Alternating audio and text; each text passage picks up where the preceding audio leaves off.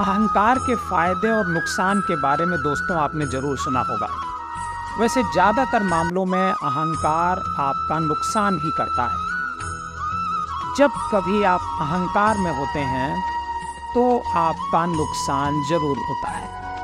और जो भगवान हैं वो मनुष्य के अहंकार का हमेशा भोजन करते रहे हैं, मतलब उसके अहंकार को खत्म करने का बीड़ा उठाते रहे हैं।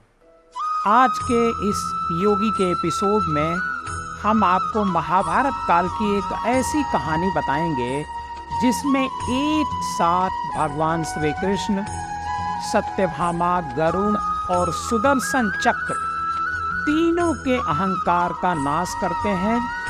बात द्वारका के राजमहल की है। श्री कृष्ण द्वारका में रानी सत्यभामा के साथ सिंहासन पर विराजमान थे। उनके निकट ही गरुड़ और सुदर्शन चक्र भी बैठे हुए थे। तीनों के चेहरे पर दिव्य तेज झलक रहा था।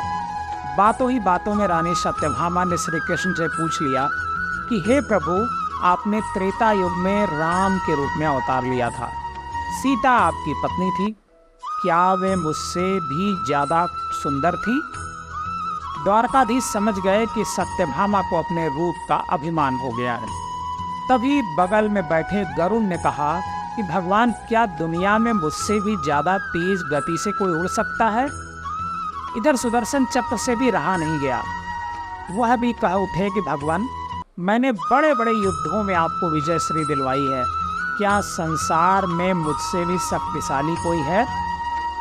भगवान श्री कृष्ण मंद मंद मुस्कुराने लगे।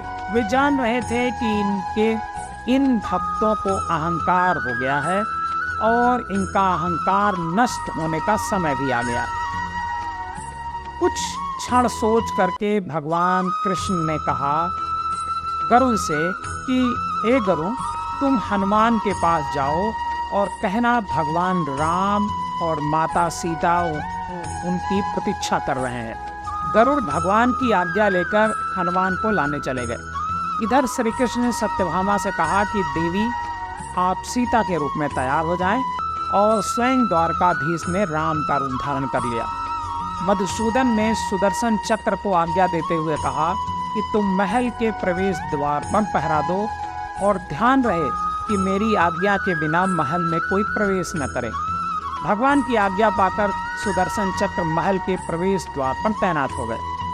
गरुड़ ने हनुमान के पास पहुंचकर कहा कि हे वानर श्रेष्ठ, भगवान राम माता सीता के साथ द्वारका में आपसे मिलने की प्रतीक्षा कर रहे हैं।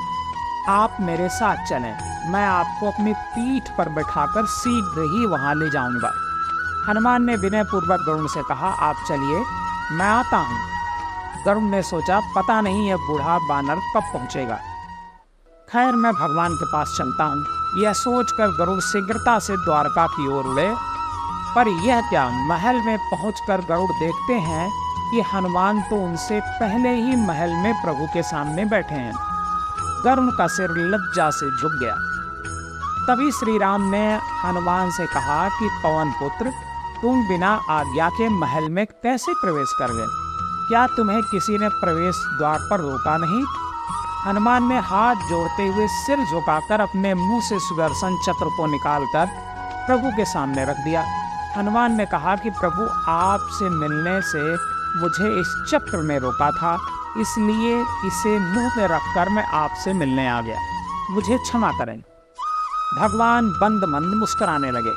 हनुमान ने हाथ जोड़ते हुए श्री राम से प्रश्न किया, प्रभु, आज आपने माता सीता के स्थान पर किस दासी को इतना सम्मान दे दिया कि वह आपके साथ सिंहासन पर विराजमान है?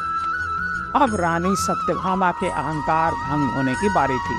उन्हें सुंदरता का अहंकार था जो पल भर में चूर हो गया था।